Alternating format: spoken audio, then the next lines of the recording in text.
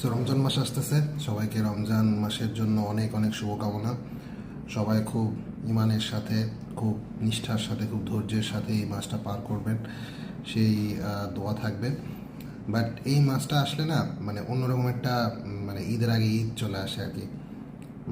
But একটা জিনিস সবসময় চিন্তা করবেন যে এই মাসটা কিন্তু অনেকের জন্য একটু কষ্টের হয়।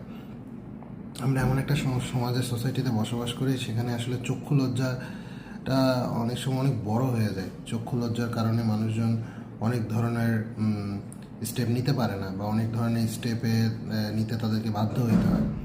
তো আমরা এই রমজান মাসে একটা জিনিস করতে পারি, যেটা হচ্ছে আমরা সবাই সবার জায়গা থেকে সাধ্য মতো অ্যাটলিস্ট প্রতিদিন একটা মানুষকে দান করব।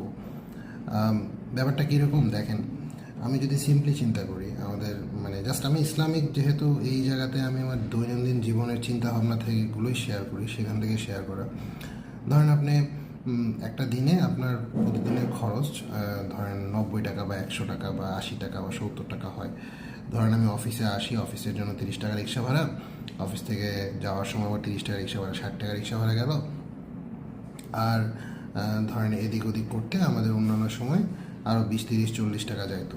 তো এইটা করলে যেটা হতো যে আমাদের 100 টাকার মতো দিনে 100-150 টাকার মতো খরচ হতো। আমি সিগারেট খাওয়া দাওয়া এরকম হয় না, বা অন্য কোনো ধরনের বদ অভ্যাস না থাকাতে ওই খরচটা আসলে হতো না।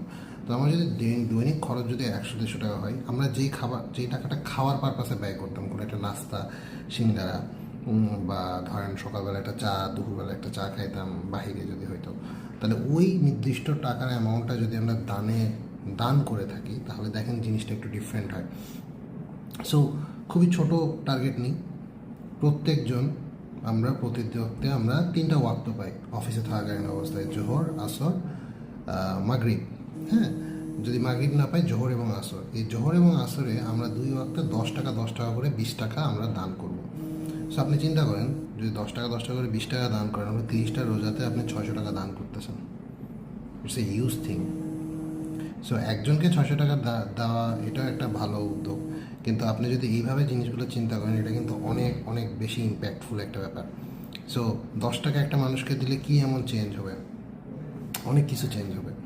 আপনি 10 টাকা দিয়ে হয়তো তাকে এমন আহামরি কিছু কিনে দিতে পারবেন না, বাট আপনি একটা মানুষকে 10 টাকা দেওয়ার মাধ্যমে আপনার মানে ফিজিবিলিটিটুকু আপনি বাড়ালেন।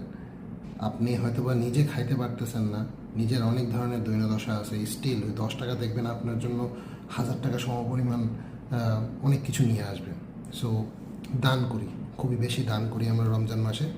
সবাই ভালো থাকবেন।